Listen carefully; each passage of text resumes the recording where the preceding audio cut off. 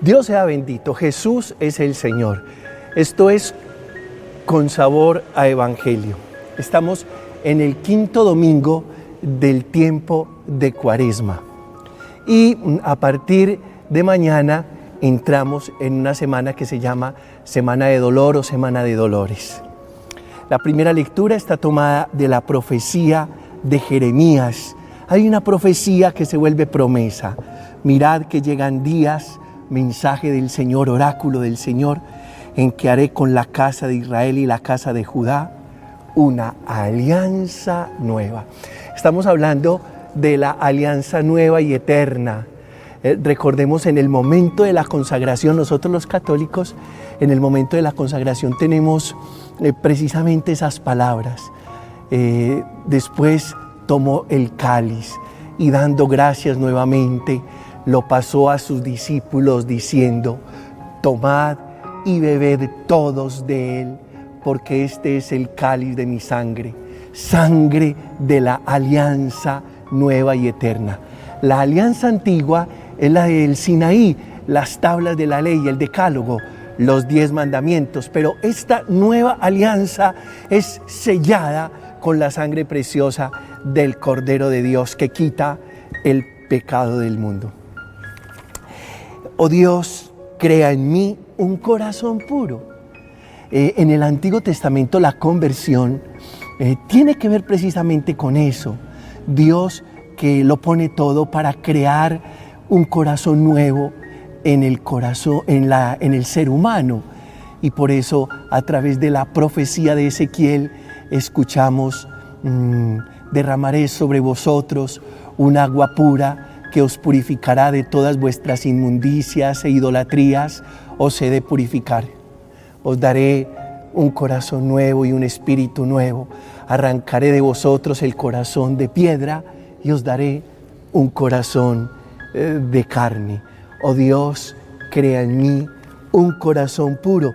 Estamos en el Salmo 50, que es el salmo que nosotros llamamos miserere, es decir, el salmo de la misericordia, que se le adjudica o se le endilga al rey David después de haber reconocido su pecado, a razón de que el profeta Natán se lo visualiza de una manera singular. La segunda lectura está tomada de la carta a los Hebreos y dice: Cristo en los días de su vida mortal, a gritos y con lágrimas, presentó oraciones y súplicas al que podía salvarlo de la muerte. Él, a pesar de ser hijo, aprendió sufriendo a obedecer. A Jesús no le ahorran el paso por el túnel oscuro de la muerte. Pero después de ese paso viene la victoria, la resurrección. Es un paso, no es un estado definitivo. La muerte es simple y llanamente un paso que damos para poder dar fruto, y el fruto de la resurrección. Dice la palabra del Señor: si el grano de trigo al caer en tierra no muere, queda infecundo, sigue siendo un granito de trigo, pero si muere, da mucho fruto. El fruto de la muerte es la resurrección. Con razón, San Juan decía, San Juan de la Cruz, Santa Teresa también lo decía: muero porque no muero, y si yo sin ti me quedo, y si tú sin mí te vas, muero porque no muero. Muy bien. Y el Evangelio, bueno, es el Evangelio de la resurrección de Lázaro. Vamos a escuchar con mucha atención este texto sagrado. En aquel tiempo, un cierto Lázaro de Betania, la aldea de María y de Marta, su hermana, había caído enfermo. Las hermanas le mandaron recado a Jesús diciendo: Señor, tu amigo está enfermo. Jesús, al oírlo, dijo: esta enfermedad no acabará en la muerte, sino que servirá para la gloria de Dios, para que el Hijo de Dios sea glorificado por ella. Jesús amaba a Marta, a su hermana y a Lázaro. Cuando se enteró que estaba enfermo, se quedó todavía 2 días donde estaba. Solo entonces dijo a sus discípulos: vamos otra vez a Judea. Cuando Jesús llegó, Lázaro llevaba ya 4 días enterrado. Cuando Marta se enteró de que llegaba Jesús, salió a su encuentro, mientras María se quedó en casa. Y dijo Marta a Jesús, en reclamo: Señor, si hubieras estado aquí, no habría muerto mi hermano. Pero aún ahora sé que todo lo que pidas a Dios, Dios te lo concederá. Jesús le dijo: tu hermano resucitará. Marta respondió: sé que resucitará en la resurrección del último día. Jesús le dijo: yo soy la resurrección y la vida. El que cree en mí, aunque haya muerto, vivirá. Y el que está vivo y cree en mí, no morirá jamás. ¿Crees esto? Ella le contestó: sí, Señor. Yo creo que tú eres el Mesías, el Hijo de Dios, el que tenía que venir al mundo. Jesús, viéndola llorar a ella y viendo llorar a los judíos que le acompañaban, sollozó y muy conmovido preguntó: ¿dónde lo habéis enterrado? Le contestaron: Señor, ven a verlo. Jesús se echó a llorar. Los judíos comentaban: ¿cómo lo quería? Pero algunos dijeron: ¿y uno que le ha abierto los ojos a un ciego no podía haber impedido que muriera éste? Jesús, sollozando de nuevo, llegó a la tumba. Era una cavidad cubierta con una losa. Dijo Jesús: quitad la losa. Marta, la hermana del muerto, le dijo: Señor, ya huele mal, porque lleva 4 días. Jesús le replicó: no te digo que si crees verás la gloria de Dios. Si crees, verás la gloria de Dios. Entonces quitaron la losa. Jesús, levantando los ojos a lo alto, dijo: Padre, te doy gracias porque me has escuchado. Yo sé que tú me escuchas siempre, pero lo digo por la gente que me rodea, para que crean que tú me has enviado. Y dicho esto, gritó con voz potente: Lázaro, ven afuera.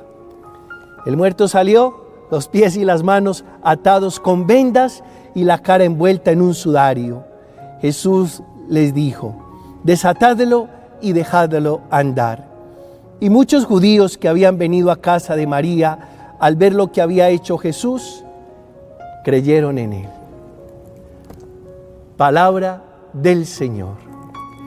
Con sabor a evangelio. Y yo quiero llamar esta reflexión en esta sesión con sabor a evangelio: el peligro de estar vivo. Es un peligro estar vivo. Y el primer punto de reflexión: ¿qué peligros trae estar vivo? El peligro de llegar a ser testigo. Un muerto no puede ser testigo. Un muerto no puede dar testimonio. Oye, si tú te mueres, ¿ya qué testimonio vas a dar? ¿Ya qué testigo puedes llegar a ser? Ya no. Lázaro, con seguridad, tenía una vida plana. Enferma y muere. Y se acabó. Bueno, nosotros creemos en la vida eterna, pero lo estoy diciendo de la manera más pragmática. Espero hacerme comprender. Una vida plana se enferma, se muere, lo entierran y colorín colorado, este cuento se ha acabado. ¿Cuándo se complican las cosas? ¿Cuándo se complican las cosas? Cuando Jesús le devuelve la vida. Seguramente Lázaro comenzó a vivir en abundancia, porque Jesús vino para que tengamos vida y la tengamos en abundancia. Es el texto que más me gusta del Evangelio de Juan. Yo he venido para que tengan vida y la tengan en abundancia, dice Jesús. Ahora a Lázaro todo se le complica cuando tiene vida abundante, cuando Jesús lo manda a llamar de la tumba y Lázaro sale vendado, envuelto en un sudario, pero ahora vive. No estoy inventándome nada. Fíjate que en el Evangelio de Juan, en el capítulo 12, los versos del 9 al 11, dice: muchos de los judíos que vivían en Jerusalén se enteraron de que Jesús estaba en Betania, así que fueron allá, no solo para verlo, sino para ver también a Lázaro, a quien Jesús había resucitado. Cuando los sacerdotes principales se enteraron de esto, planearon matar también a Lázaro, pues por su culpa muchos judíos ya no querían nada con los sacerdotes y se habían vuelto seguidores de Jesús. Lázaro muerto no tenía ningún problema, no tenía que ser testigo de nada ni de nadie. Eso de ser testigo comienza por el poder de Jesús que le devuelve la vida. Y ahora sí, Lázaro está en calzos aprietos. Y digámoslo de entrada y sin ninguna duda, cuando tú no conocías a Jesús, pues qué problema tenías con eso de ser testigo, de dar testimonio. Pues la gente que te conocía en una vida desordenada, en una vida relajada, en una vida de perdición, pues no te pedía nada. Pero una vez conociste de Él, ya el mundo te pide que seas coherente, sensato, según el conocimiento que has tenido del Señor. Ahora que vives de verdad, el peligro es no ser testigo y el peligro es ser antitestimonio, motivo de escándalo. Ante esa realidad de la resurrección de Lázaro, muchos judíos se apartaron de los sacerdotes, lo dice el texto, es decir, de la vieja religión, y se volvieron seguidores de Jesús. Pero gracias a que ahora Lázaro está vivo, y el peligro de estar vivo es que tenemos que ser testigos y no nos podemos convertir en motivo de escándalo. El muerto ya no tiene que dar testimonio. Nosotros que vivimos y vivimos en Cristo, que tenemos la vida de Dios, que somos criaturas nuevas, que hemos sido reincorporados por la gracia, resucitados por la gracia, estamos llamados a ser testigos. El que está muerto por sus pecados no tiene que ser testigo. y no corre ningún riesgo. Muerto está, ningún testimonio tiene que dar. Y por eso el peligro es estar vivo, porque entonces nos toca ser testigos de aquel que nos ha vivificado.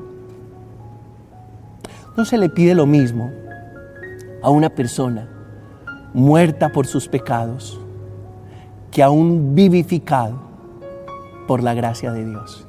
No se le pide lo mismo. Yo quiero decirle a Camilo, que es el que está detrás de esta cámara. Camilo, no se le pide lo mismo a una persona que no conozca de Cristo que a ti, que eres conocedor de Cristo Jesús el Señor, a quien amas y pretendes seguir. Segundo punto de reflexión: el peligro de estar vivo es porque estar vivo te pone a enfrentar los problemas.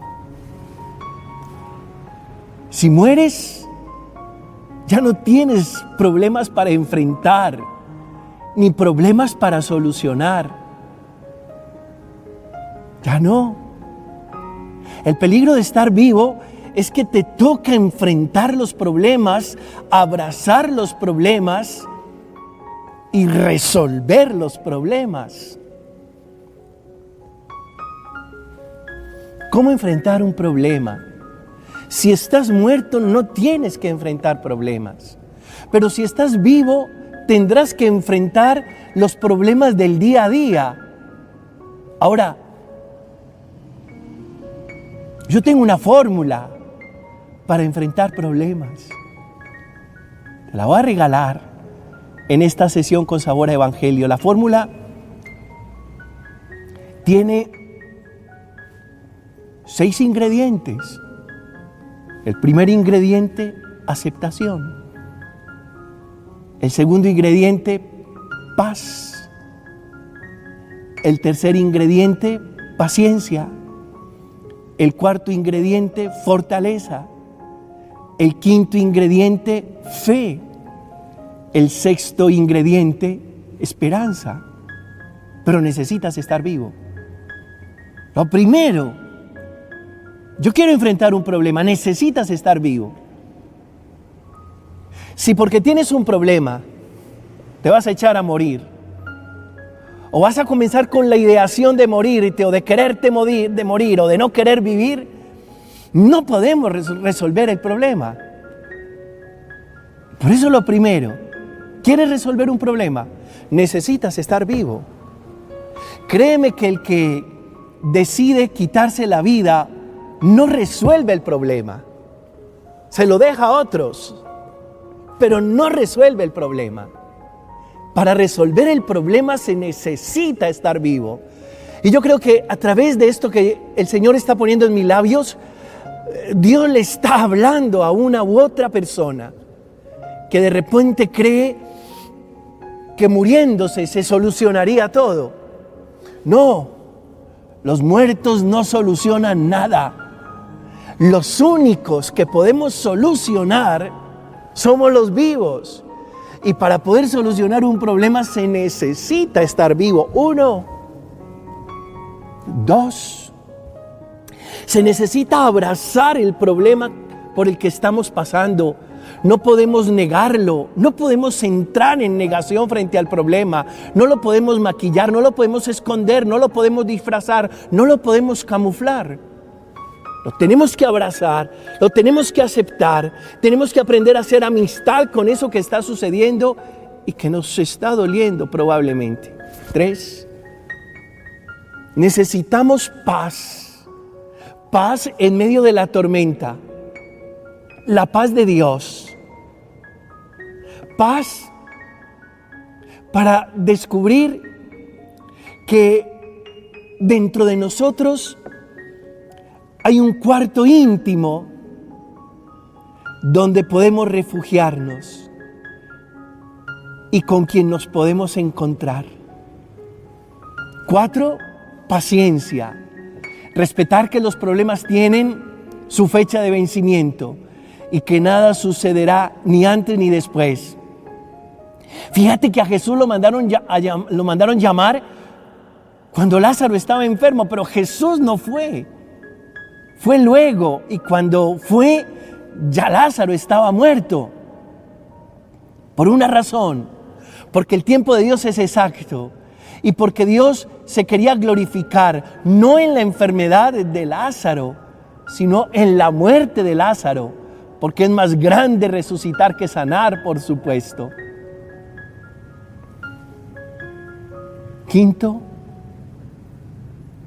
Cuarto, fortaleza. Y la fortaleza que te viene de Dios no son tus fuerzas, son las fuerzas de Dios. Quinto, fe para considerar que ese problema está ahí por algo y para algo. Tiene propósito.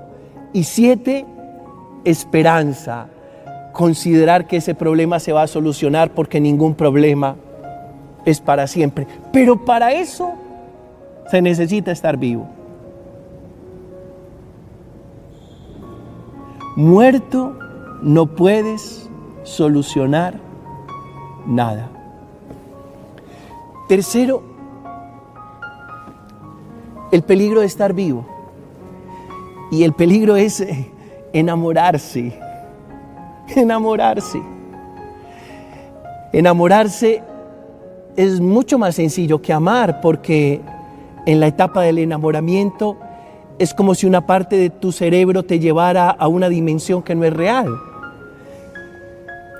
Cada vez que miras a esa persona de la que estás enamorada, la miras perfecta. Pero amar a alguien es comprender que esa persona tiene defectos, es aceptar a esa persona, es decidir estar ahí sin pretender cambiar a nadie. Pero más allá de la diferencia entre enamorarse y amar, enamorarse es chévere. Sí, pero los muertos no se enamoran. No, para enamorarte tienes que estar vivo.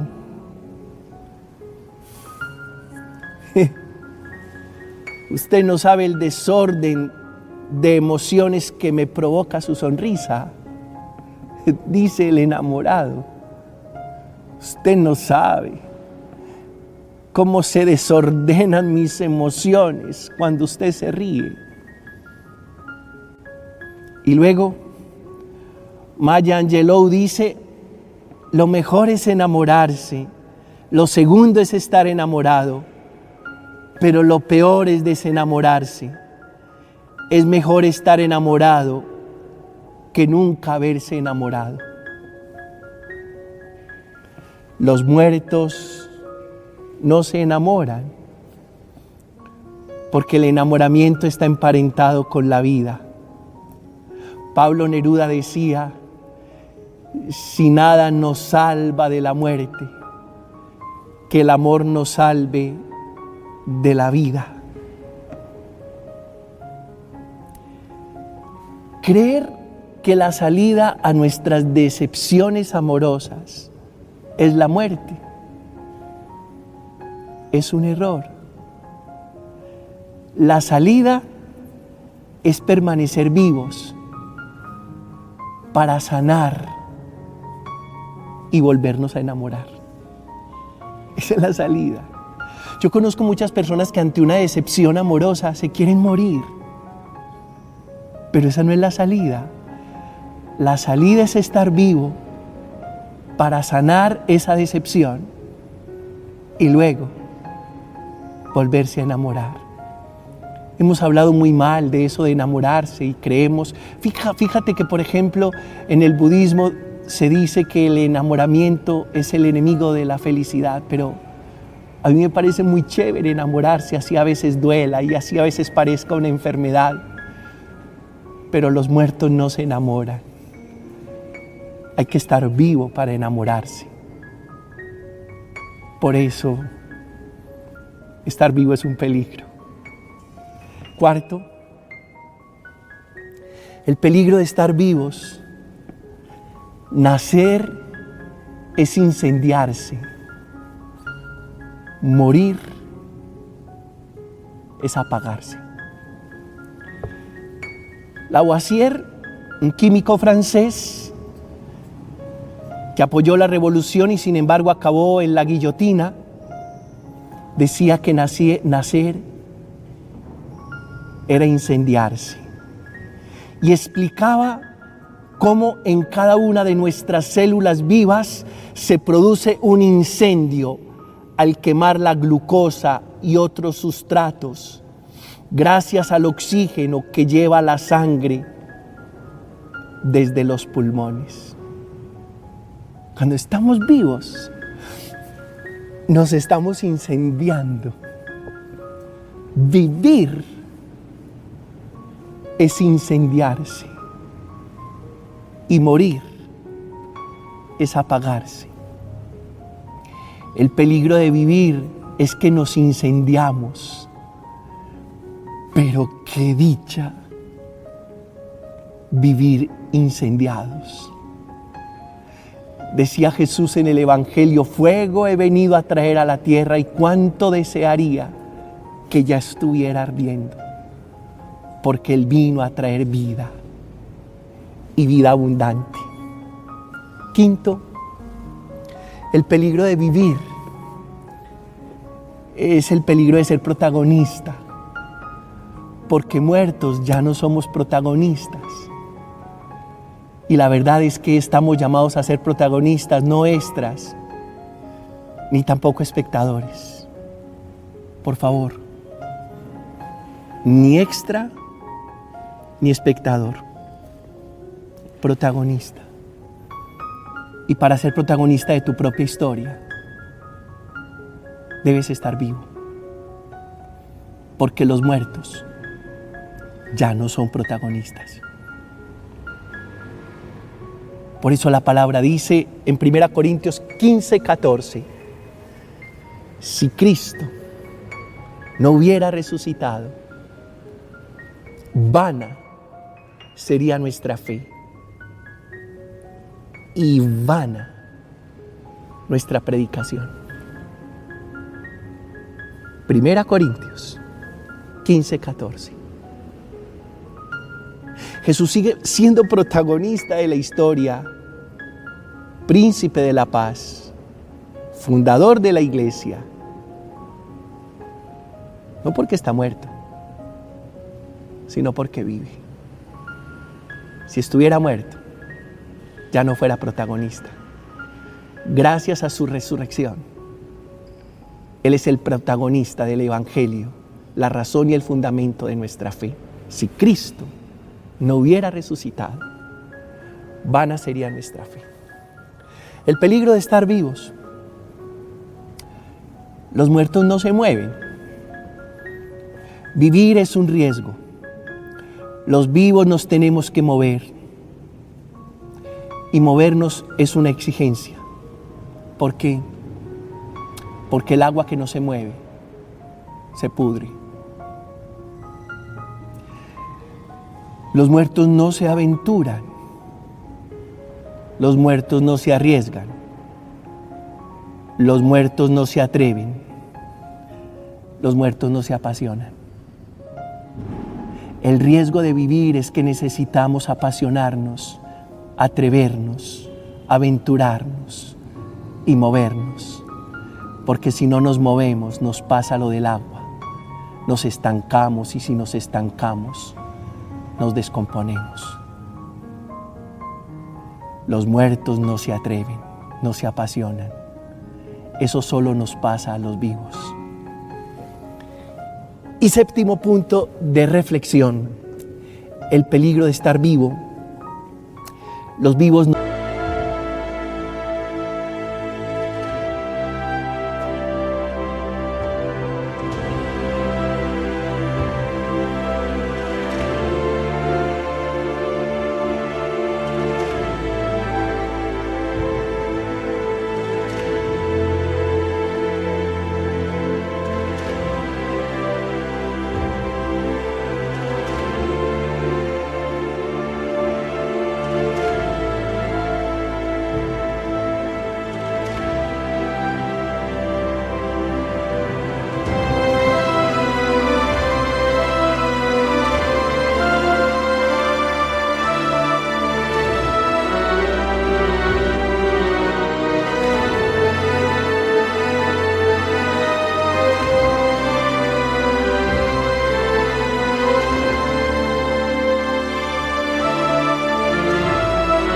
No tenemos límites, los muertos sí. Mientras tú y yo vivamos, no tendremos límites para soñar, para desear, para esperar, para confiar, para creer, para amar. Los muertos no se equivocan. Ya un muerto no se equivoca. Y sabes una cosa, la equivocación es un poder, el poder de equivocarse. El mayor poder de la ciencia es su capacidad para cometer errores, aprender de ellos y seguir avanzando sin más. Eso es en último término lo que la convierte en una vía de adquisición del conocimiento superior. Eso es sus equivocaciones. Los vivos no tenemos límites.